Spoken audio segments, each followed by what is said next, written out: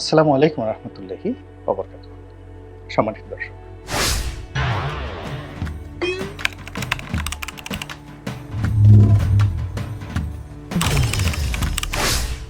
বর্তমানের যে অন্তর্বর্তীকালীন সরকার, এই সরকারের যবনিকাপাত কিভাবে হবে?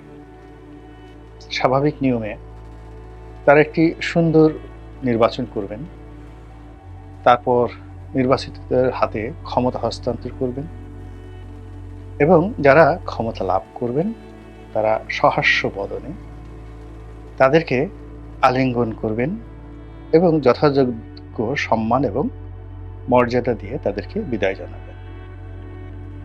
বাংলাদেশের ইতিহাসে কেবলমাত্র জাস্টিস হাবিবুর রহমানের যে অধীন তত্ত্বাবধায়ক সরকার ছিল, কেবল সেই সরকারটির যে বিদায় খুবই সম্মানজনক ছিল।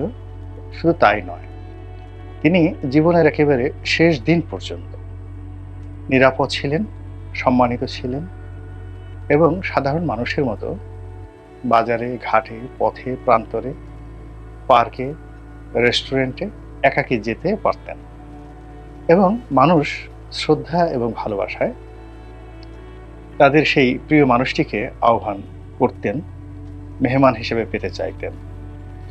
তো জাস্টিস হাবিবুর রহমানের সেই সরকারের মতো বর্তমান ডক্টর মোহাম্মদ ইউনূস এর যে সরকার, তারা যে একটা ভালো পরিণতির দিকে এগুচ্ছে না, এটি একেবারে শতভাগ নিশ্চিত।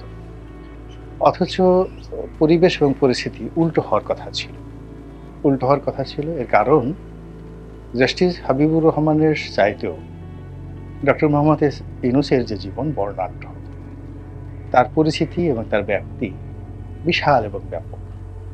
তার কাজের যে অভিজ্ঞতা এবং জীবনের যে সফলতা, তার সঙ্গে সঙ্গে তিনি যে বিরূপ পরিস্থিতি মোকাবেলা করেছেন শাসক শ্রেণীর দ্বারা, তার ব্যবসায়িক প্রতিপক্ষের দ্বারা, একান্ত আপনজন হিসেবে যাদেরকে কাছে টেনে নিয়েছিলেন তাদের দ্বারা। তো এত সব বিরূপ পরিবেশ এবং পরিস্থিতি যখন একটি মানুষ মোকাবেলা করে, তিনি যখন ক্ষমতা লাভ করেন, কার্যত তিনি একজন মুনি বা ঋষির পর্যায়ে পৌঁছে যান। তো সেক্ষেত্রে ডক্টর মোহাম্মদ ইউনূস তিনি কেন সফল হবেন না বা হচ্ছেন না, এই বিষয়গুলো নিয়ে আলোচনা খুব জরুরি।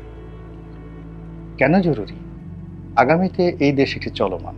আমি যে বক্তব্যগুলো দিচ্ছি এটি এ সময়ের জন্য প্রযোজ্য নয়। আগামীতে ডক্টর মোহাম্মদ ইউনূসের মতো এইরকম পরিস্থিতিতে অনেকেই পড়বেন, বা আগামীতে বাংলাদেশের যে রাজনৈতিক সংকটগুলো আসবে, সেক্ষেত্রে বর্তমান যে জমানা, সেই জমানার যে অভিজ্ঞতা, সেই অভিজ্ঞতাগুলো যদি আপনার থাকে, তাহলে ক্ষয়ক্ষতি এড়িয়ে আপনি সফলতার দিকে যেতে পারবেন।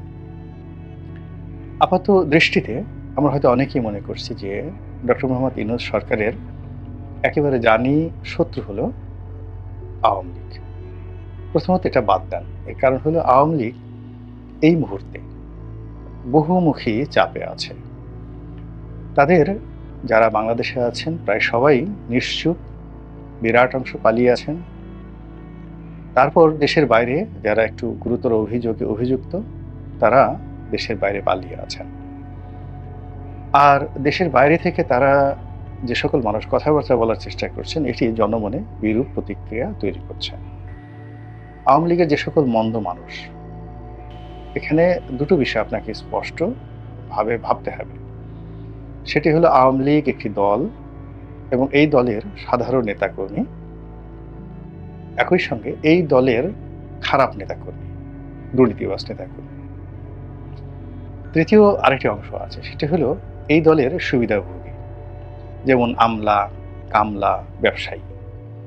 তো এই মন্দ মানুষ যারা, বিশেষ করে যারা আমলা, কামলা, ব্যবসায়ী, তাদের প্রতি মানুষের রাগ, ক্রোধ, ক্ষোভ কোন পর্যায়ে, অতি সম্প্রতি একটা ওসি ধরা পড়েছে সেই চট্টগ্রামে।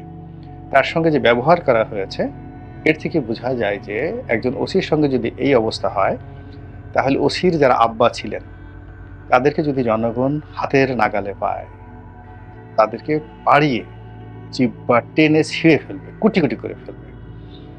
তো এই বাস্তবতাটা আওয়ামী লীগের লোকজন বোঝেন।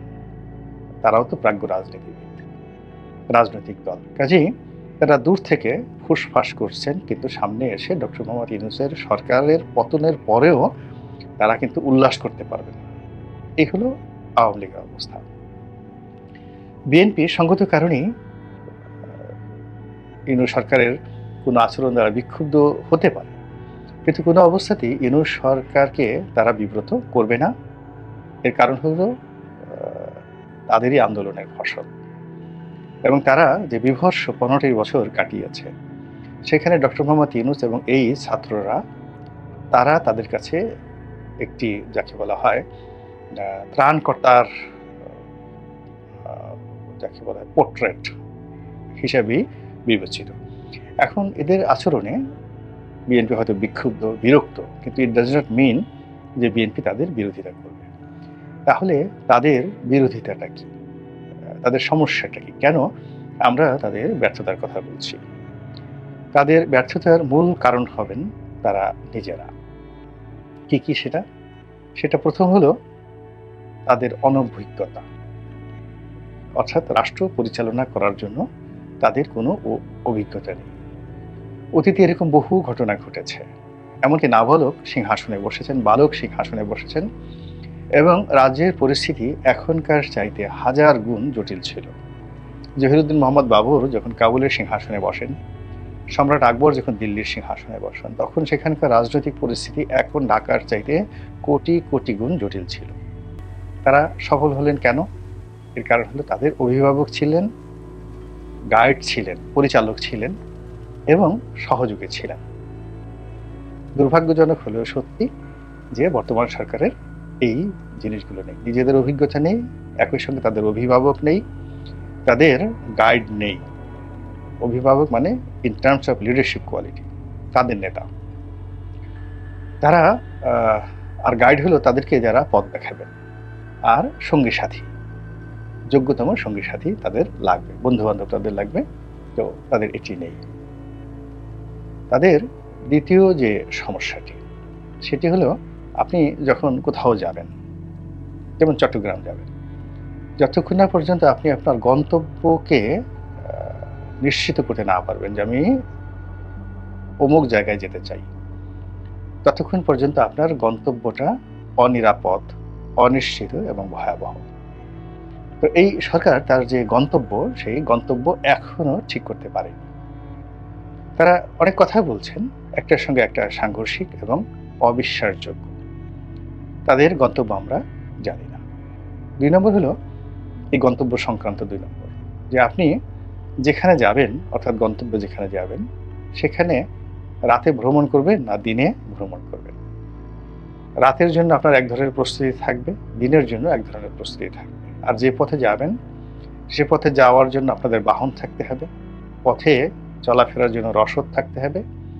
আপনি যদি ওই পথটি চিনেন খুব ভালো করে, তাহলে আপনার একজন ভালো গাইড লাগবে না, আপনি নিজে নিজে যেতে পারবেন। কিন্তু আপনি যদি পথটি না চিনেন, তাহলে অবশ্যই আপনাকে গাইড নিতে হবে, অভিজ্ঞ গাইড নিতে হবে।